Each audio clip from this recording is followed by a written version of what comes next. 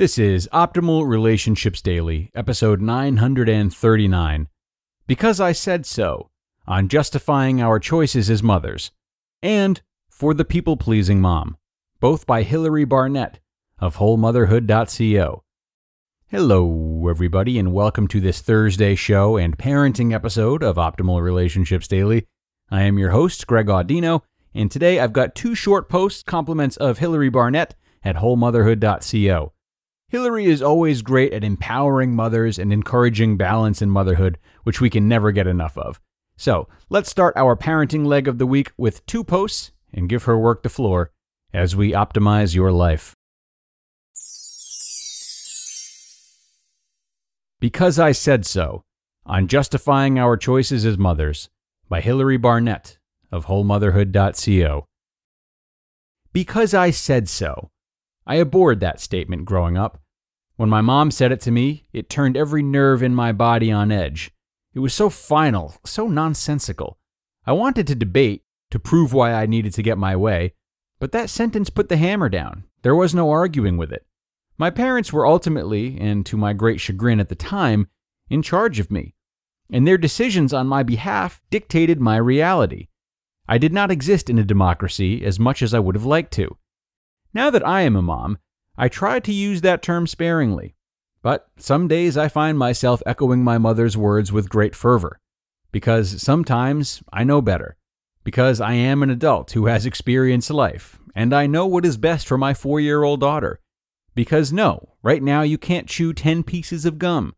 Go ahead and cry about it, but someday you will understand that this no is happening because I love you, not because I want you to be miserable. As parents, it can be easy to use that term with our children. But why then do we have such trouble using it with other adults? So what do you do? The question is such a loaded one, isn't it? Especially for mothers. It's never a simple answer, if we're being honest. We always respond with a much more surfaced, truncated version of the twists and turns that led us to our current role, vocation, schedule, lifestyle, or job. But we feel pressured to answer in terms that are understandable. We want to make sure people know we are good, loving, and thoughtful individuals, good parents who make wise choices, good mothers who love our children. So we answer, and then we justify. I work part-time from home. I love getting to be with my kids some of the week and also getting to work and use my skills. It's a great balance. But sometimes, wow, it's just totally crazy trying to balance it all. Insert nervous laughter. I stay home with my kids. I just love being with them so much and can't imagine letting someone else raise them, you know? It's crazy how much work it takes just to keep the household running smoothly. I am a blank at Company X. I love my job so much. It's so fulfilling. I miss my kids a ton, but gotta put food on the table. And they love their school. It's such a great place. I run my own business. It is so much fun. A ton of work, but I get to bring the kids with me some days and they see how passionate I am about my work. Can we dream together for a moment? Let's picture these scenarios again. An honest, innocent question loaded with hundreds of years of cultural weight. Let's dream about how we might answer this question differently. I mother my kids and I blank. End of sentence. No justification, no reasons. Your life, your story, your decisions are yours. They are beautiful, they are full of meaning, and only those who have earned your trust need to know the intimate details and motivations for why you do what you do in this sacred, challenging, intense, and meaningful season of life. Because I said so. For the People-Pleasing Mom, by Hilary Barnett of wholemotherhood.co. People-pleasing is exhausting, isn't it? Making sure that the people who matter most to you are happy and cared for is a big job, an important one. But everyone else? They seem to want you to take care of them too. Friends, clients, co-workers, bosses, people you've never met online inviting you to mailing lists and events. Instagram feeds that subtly offer suggestions about how you could be doing more. It feels like a heavy weight, doesn't it? That if you don't keep all the plates up there spinning and everyone around you smiling, the world might just crack wide open and swallow you up. And you look into your kids' eyes, And you know that most of all, they need you, right here in this moment. But giving them your presence is one of the hardest things to do because everyone and everything out there is bearing down. Lists, logistics, plans, people, so many people with expectations. And you just don't want to let anyone down. You want to please. But maybe letting all those plates crash to the ground and seeing which ones you want to pick up and put back together might just be the thing to do right now. I will never forget when my second child was 3 months old.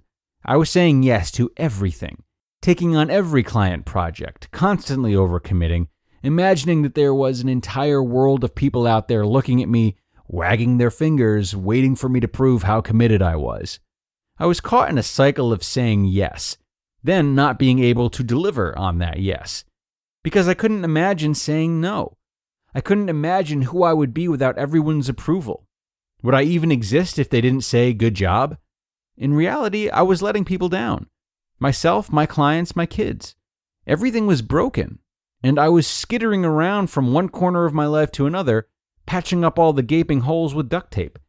When it all came crashing down and the plates halted themselves, I realized it. People-pleasing isn't sustainable for our souls. As a woman and a mother, my constant stance was to be sure everyone around me was okay. But that care never extended inward. Saying no, standing up when something was wrong, or daring to aggravate seemed like an egregious sin that I wanted no part in, until it almost took away my quality of life. For the sake of your soul, your sanity, and your family, recognize your intrinsic worth. Accept that not everyone will like you or even approve of your choices. Understand that you, beautiful, glorious you, are loved, affirmed, and accepted simply because you are. No amount of outside approval or disapproval is going to add or detract from that. Let go of people-pleasing. Sit still. Listen to what you need, what your soul is screaming for, and start there. You just listened to the posts titled, "Because I Said So," on justifying our choices as mothers, and "For the People-Pleasing Mom," both by Hilary Barnett of wholemotherhood.co. And thanks so much to Hilary for a pair of great posts today, both of which really do a great job in helping mothers understand their worth and being empowered enough to drive their own lives in the way they want, regardless of expectations. This is really at the core of all of Hilary's work, which is why we like reading from her so much. And while it is great for those who are seeking balance as mothers to pay attention to this content, you know what would be even greater? Would be for more mothers to be aware of this in general. Unfortunately, many mothers are quick to fall into classic, outdated roles of motherhood that include that sacrifice of one's individuality or other goals. So, my challenge for you today is to share these articles with a mother that needs to hear them. A mother who has given away a lot of her agency simply because she's been taught to do so. Share this to help remind her that the part of herself she's maybe silenced a bit is still alive and well and can thrive while also raising children really well. I'll leave you all to that now, as it is time to wrap it up over here. Thanks a lot for sticking around through 2 posts and for allowing us to showcase Hilary's work again, everyone. I will be back tomorrow with more parenting content before the weekend, so if you took something from today's reading, you'll want to come back then, where your optimal life awaits.